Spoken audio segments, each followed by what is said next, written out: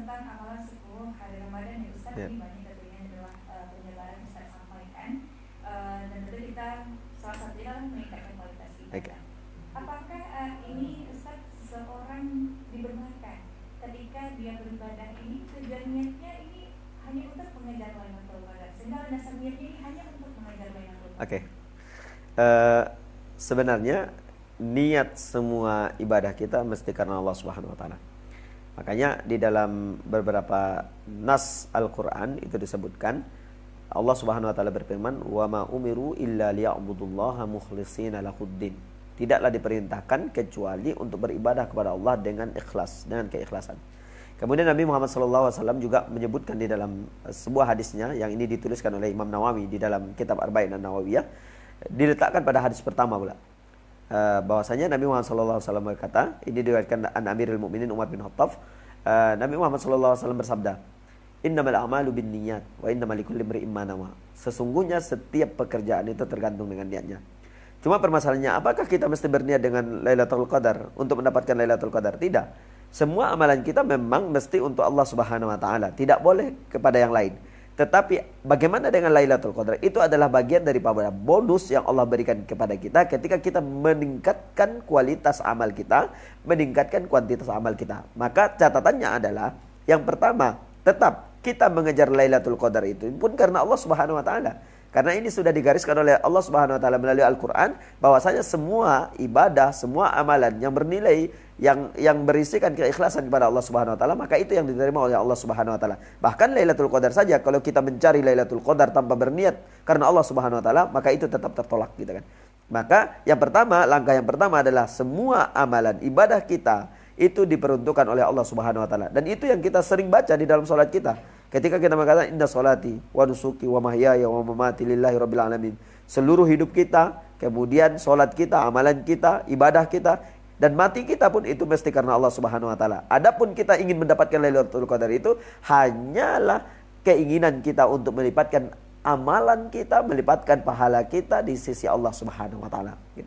Ini salah satu dalam pengenalan Lailatul Qadar ya Ustaz. Ya. Apa yang ditanda bahwa malam Lailatul Qadar ini sudah terasa? Lalu apa ciri-cirinya bahwa apakah kita atau seorang muslim menerima atau mendapatkan Lailatul Qadar tersebut? Oke. Saya baca di satu literatur bahwasanya orang yang mendapat Lailatul Qadar, orang yang mendapat Lailatul Qadar itu adalah yatahassan haluhu min halil madi. Bertambah baik kondisinya daripada sebelumnya. Artinya ketika dia belum mendapatkan Lailatul Qadar, kondisi dia melakukan perintah-perintah Allah itu masih seadanya saja, sebisanya saja. Tetapi ketika dia mendapatkan Lailatul Qadar, ada peningkatan semangat untuk melakukan ibadah-ibadah di sisi Allah Subhanahu wa taala. Dan itu adalah efek Lailatul Qadar kepada dirinya, gitu kan. Maka orang yang mendapatkan Lailatul Qadar itu adalah salah satunya dia bertambah baik amalnya, bertambah baik kualitas pekerjaannya, bertambah baik kualitas kehidupannya. Itu setelah dia mendapatkan Lailatul Qadar. Maka bagaimana ciri-cirinya? Itu kan efek orang yang mendapatkan Lailatul Qadar. Bagaimana ciri-ciri bahwasanya malam itu malam Lailatul Qadar gitu kan? Maka salah satu yang disebutkan oleh Nabi Muhammad SAW itu adalah taharrau Lailatul Qadari fal autar. Carilah Lailatul Qadar itu pada malam-malam ganjil. Maka saya sebutkan tadi, para ulama mengatakan, ada yang mengatakan malam ke-21, ada yang mengatakan malam ke-23, 25, 27 dan 29. Tetapi jumhur, mayoritas ulama mengatakan kemungkinan besar turunnya Lailatul Qadar itu adalah pada malam ke-27, karena itu ada teks hadisnya dari Nabi Muhammad SAW. Tetapi ada juga ulama mengatakan boleh jadi dia berpindah-pindah, kadang tahun ini di malam 21, tahun depan malam 23, dan tahun depannya lagi 25. Tetapi dia berganti dari satu malam ganjil ke malam ganjil lainnya. Walaupun kondisi bagaimana malam itu gitu kan, ciri-cirinya turun Lailatul Qadar, maka salah satunya adalah bahwasanya malam itu penuh dengan keheningan, tidak panas, tidak hujan dan lain sebagainya. Dan itu adalah pendekatan ijtihadi saja gitu kan. Tetapi adapun yang bisa kita pastikan bagaimana ciri-cirinya, ciri-cirinya adalah turun di malam-malam ganjil gitu. Salah satu contohnya ya Ustaz. Ya. Dan ada dalam juga beberapa penerangan bahwa 10 hari malam terakhir ini Allah membebaskan orang-orang dari siksa api neraka. Oke. Ini hadisnya masyhur. Hadisnya masyhur dan disampaikan oleh para mubalik kita, para ustadz kita, bahwasanya dia Ramadan itu dibagi kepada 3 gitu kan. Yang pertama itu adalah maghfirah, gitu kan. Yang kedua itu adalah rahmah, kemudian yang ketiga itu adalah itqum minan nar, pembebasan dari api neraka. Walaupun di para ulama hadis ini berbeda pendapat tentang kedudukan hadis ini. Bahkan ada satu ulama yang menulis kitab Ahadisul Maudhu'at, hadis-hadis palsu. Itu hadis ini dimasukkan dalam kategori hadis palsu. Artinya itqum minan nar itu artinya pembebasan dari api neraka ini tidak masuk ke dalam kategori hadis sahih. Nah, ini masih debatable, artinya masih diperdebatkan para ulama. Tetapi saya ingin menyampaikan satu hal tentang hadis Nabi Muhammad SAW yang ini juga disebutkan di dalam bab Lailatul Qadar itu. Nabi Muhammad SAW bersabda, wa qala Rasulullah SAW, man qama Lailatul Qadar, barang siapa yang mendirikan Lailatul Qadar. Artinya ketika dia puasa, ketika dia tahajud, atau ketika dia sholat tarawih, atau ketika dia sholat malam, di situ terjadi Lailatul Qadar. Atau ketika dia melakukan ibadah-ibadah yang luar biasa di malam itu terjadi Lailatul Qadar, maka janji Rasulullah SAW, ghufira ma taqaddama min dzanbi, diampuni dosa-dosanya yang telah lalu. Artinya kita tidak menggunakan pendekatan itqum minan nar, tetapi pendekatan hadis ini, hadis yang sahih yang diriwayatkan oleh Imam Bukhari, ini pendekatannya luar biasa. Pendekatan adalah orang yang beribadah pada malam, di situ turunnya Lailatul Qadar, maka diampuni dosa-dosanya yang telah lalu. Tetapi hadis ini tetap dengan ada catatannya. Catatannya adalah ma'ijtanabatil kabair, selama dia meninggalkan dosa-dosa besar.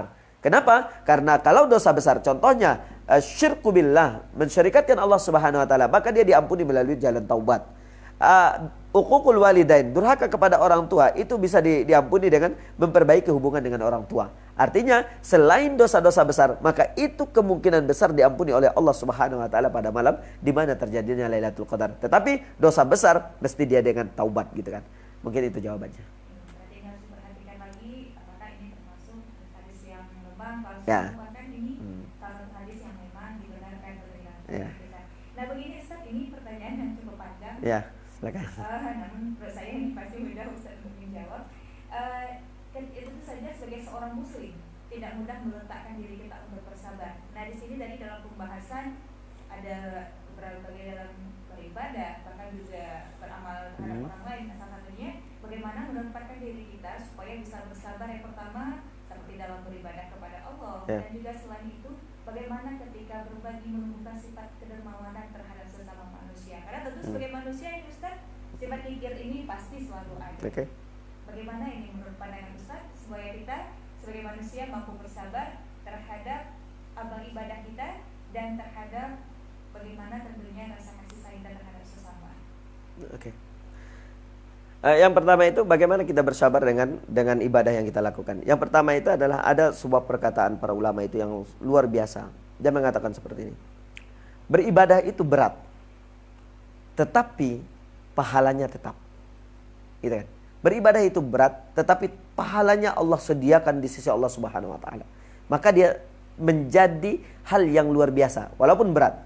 Tetapi ketika kita perkataan ulama itu kita sambung lagi, wal ma'asiyatu, dan kemaksiatan itu nikmat. Tetapi ketika sudah hilang kenikmatan maksiat itu, tinggal adalah catatan dosanya. Jadi maka ini yang mesti kita masukkan ke dalam diri kita. Yang pertama memang beribadah itu berat. Karena beberapa di dalam ibadah yang diwajibkan Allah Subhanahu wa taala bahkan membutuhkan pengorbanan yang lebih. Seperti contohnya puncak dari ibadah kita al-hajj. Ya, puncak dari rukun Islam itu adalah haji. Menunaikan haji. Haji itu tidak hanya saja untuk kesabaran perasaan, fisik dan lain sebagainya, tetapi juga mengeluarkan hartanya. Artinya ibadah kepada Allah Subhanahu wa taala itu memang penuh dengan rintangan. Bahkan al-jihadu fisabilillah, berperang di jalan Allah Subhanahu wa taala, lebih lagi membutuhkan kesabaran dan berat untuk melaksanakan. Maka mesti kita yakini setiap yang berat kita laksanakan itu adalah bernilai pahala di sisi Allah Subhanahu wa taala. Maka perlu kita ketahui juga setiap yang kita lakukan itu bernilai pahala di sisi Allah Subhanahu wa taala. Maka ketika lisan kita mengatakan, mungkin lisan ini mengatakan zikir subhanallah sampai 5 menit, alhamdulillah sampai 10 menit, la ilaha illallah sampai 15 menit, kita ungkapkan, kita lakukan, kita baca berulang-ulang. Berat untuk melaksanakan dibanding kita melakukan buka medsos, media sosial dan sebagainya macamnya. Yang itu mungkin ringan dan itu mengasihkan kepada kita. Tetapi itulah letaknya mesti bersabar dalam melakukan ibadah itu, karena setiap yang kita lakukan itu ada sisi pahalanya di sisi Allah Subhanahu wa taala. Ada nilai pahalanya di sisi Allah Subhanahu wa taala. Makanya di dalam Islam itu ada satu konsep yang Allah rumuskan. Di dalam Al-Qur'an Allah sebutkan, a'udzubillahi minasyaitonirrajim, bismillahirrahmanirrahim. Faman ya'mal mithqala dzarratin khairan yarah wa man ya'mal mithqala dzarratin syarran yarah. Artinya setiap amalan yang kita lakukan itu bernilai pahala jika itu adalah kebaikan, dan setiap aktivitas yang kita lakukan bernilai dosa jika itu maksiat kepada Allah Subhanahu wa taala. Maka mesti bersabar. Beribadah itu mesti bersabar. Kenapa mesti bersabar? Kita lihat saja dalam kehidupan kita. Untuk sholat subuh saja kita mesti berjuang. Berjuang membuka selimut kita, bangkit dari tempat tidur kita, pergi ke belakang berwudu, toharoh, kemudian sholat subuh, berzikir kepada Allah. Mesti ikhlas juga lagi gitu kan. Itu adalah sesuatu yang berat, tetapi di situ disimpan Allah Subhanahu wa taala pahala yang sangat luar biasa besarnya, dan nanti Allah berikan bonus yang paling besarnya, yaitu Jannatun Naim, surga yang Allah sediakan bagi orang-orang yang bersabar mengerjakan amal ibadahnya. Kemudian yang kedua, bagaimana kita menumbuhkan sikap kedermawanan? Sebagaimana Nabi Muhammad SAW, kedermawanan ini tidak tergantung kepada besar kecilnya, tetapi kedermawanan itu adalah tergantung kepada intensitas yang kita lakukan untuk melakukan bantuan tersebut. Makanya dalam hadis Nabi Muhammad SAW mengatakan, man fattara sha'iman, barang siapa yang memberikan buka orang yang berpuasa. Ulama menjelaskan itu. Bahkan katanya yang disebut fattara sha'iman, memberikan bukaan bagi orang yang berpuasa itu adalah yang bisa membatalkan puasanya, walau bitamarin, walaupun dia itu dengan sebiji kurma. Artinya menumbuhkannya mesti dari yang kecil dulu. Mesti dari yang kecil, tetapi dia ikhlas gitu kan. Sampai nanti berusaha terus-menerus sampai dia bisa dermawan kepada hal yang lebih besar. Tetapi yang ingin saya sampaikan adalah sikap kedermawanan ini tidak akan tumbuh kecuali dengan riyadhah, dengan latihan. Latihan dari yang kecil, latihan dari yang menengah, sampai nanti pada akhirnya kita bisa mengorbankan apa yang kita miliki untuk memenuhi kebutuhan orang lain.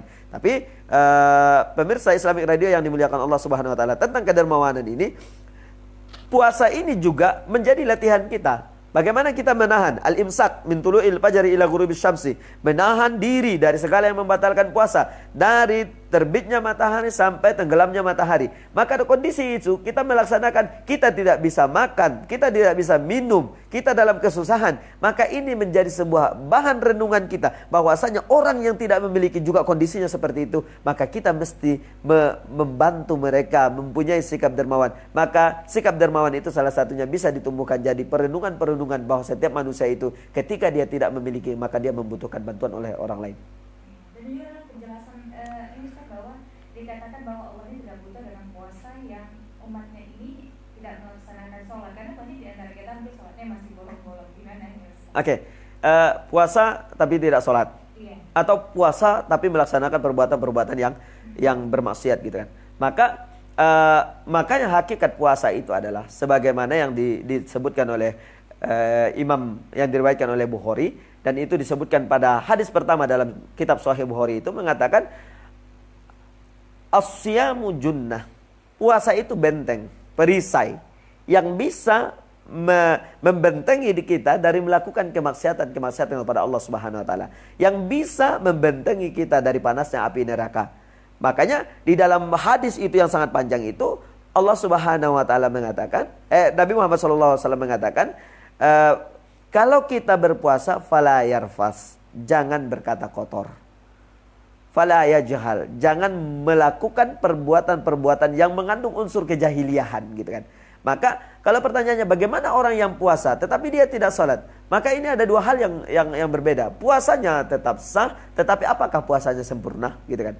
Maka bahasanya seperti itu. Apakah puasanya sempurna? Yang kita inginkan sekarang itu adalah kesempurnaan puasa. Maka puasa yang sempurna itu adalah dia mengerjakan perintah Allah Subhanahu wa taala selama dia puasa itu, dan meninggalkan segala larangan-larangan Allah selama dia berpuasa itu. Makanya puasa tidak hanya menahan diri dari haus dan dahaga saja, tetapi taraka syahwatahu lillah, meninggalkan syahwatnya yang mengajaknya kepada maksiatan karena Allah Subhanahu wa taala. Maka dua hal yang berbeda. Apakah dengan tidak sholatnya dia batal puasanya? Tidak gitu kan. Batal puasa ada ketentuannya, ketika dia tidak sholat ada ketentuannya. Artinya puasanya tidak sempurna tetapi tidak membatalkan puasanya. Cuma pertanyaannya kepada diri kita masing-masing, apakah kita menginginkan puasa yang terpotong atau puasa yang sempurna? Apakah kita menginginkan puasanya itu dengan nilai pahala yang sedikit atau dengan nilai pahala yang luar biasa dari Allah Subhanahu wa taala? Mungkin itu jawabannya.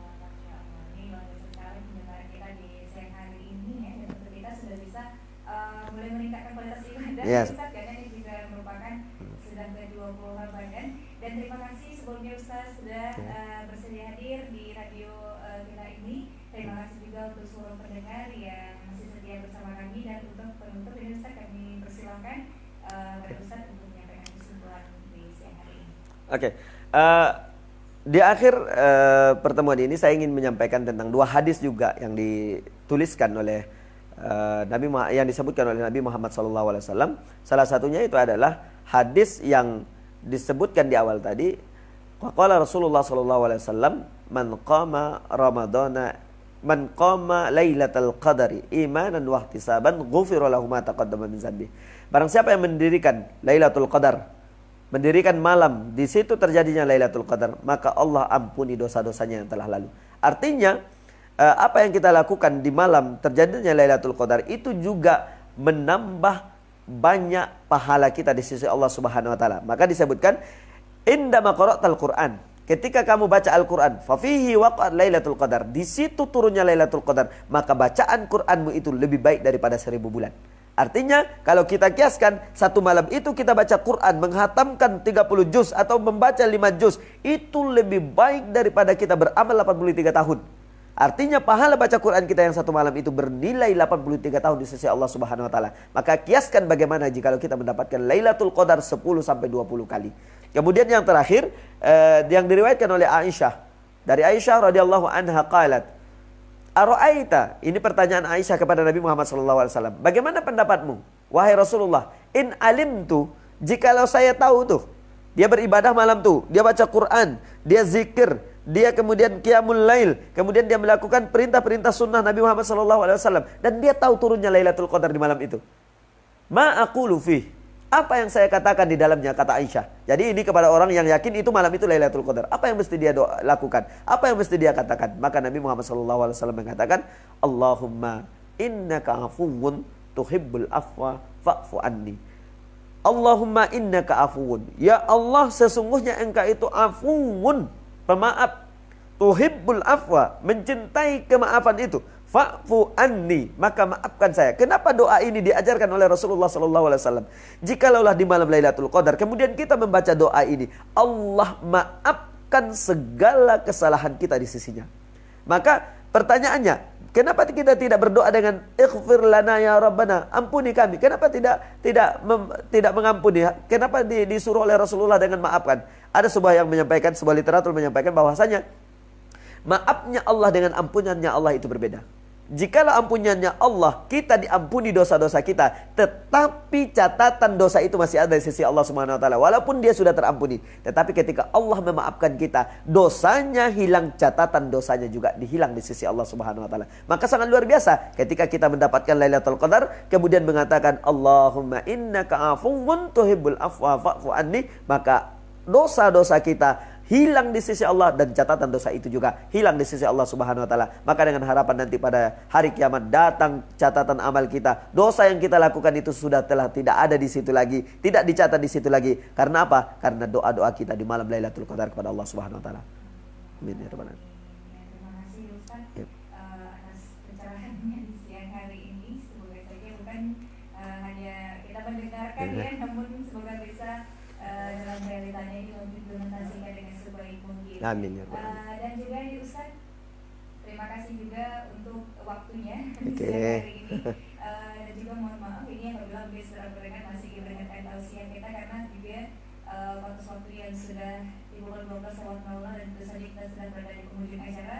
Dan insya Allah besok harinya kita akan kembali tentunya bersama Ustadz Junaidi JM, dan nanti beliau juga akan memberikan tausiah bersama kita.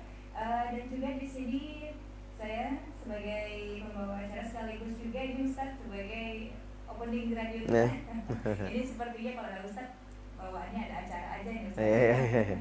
Pamit undur diri tentunya bersama Ustadz kita di siang hari ini, yaitu bersama Ustadz Armadi Puli MPD. Mengucapkan terima kasih untuk seluruh pendengar dan juga mohon maaf atas segala kehilafan. Dan seiring tembang dari Raja Malam Seribu Bulan, kami pamit undur diri dari ruang dengar Anda. Terima kasih dan Assalamualaikum warahmatullahi wabarakatuh. Waalaikumsalam. Oke.